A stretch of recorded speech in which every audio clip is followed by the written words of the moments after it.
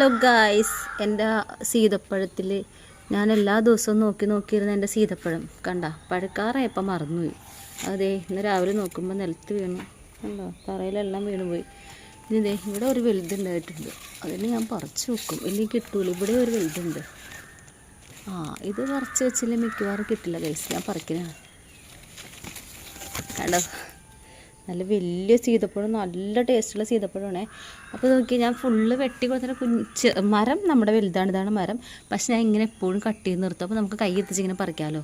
അപ്പോൾ ദേ അടുത്തതും നല്ല വലുതായിട്ടുണ്ട്. ഇതുണ്ടാ, അത് നോക്കി, ഇതിലിങ്ങനെ പിടിച്ച് എറിഞ്ഞൽ പോലെ ഇരിക്കണം. ഇങ്ങനെ പറിക്കട്ടെ ഞാൻ. കണ്ടാ, നമുക്ക് രാവിലെ 2 എണ്ണം കിട്ടിയിട്ടുണ്ട്. അപ്പോൾ 2 ദിവസം ഇത് പഴുക്കും.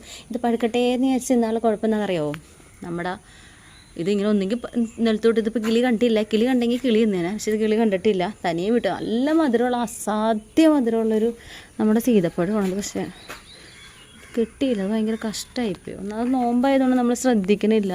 നോമ്പില്ലെങ്കിൽ ഇതിൽ എപ്പോഴും നോക്കിക്കൊണ്ട് എടുക്കുമായിരുന്നു.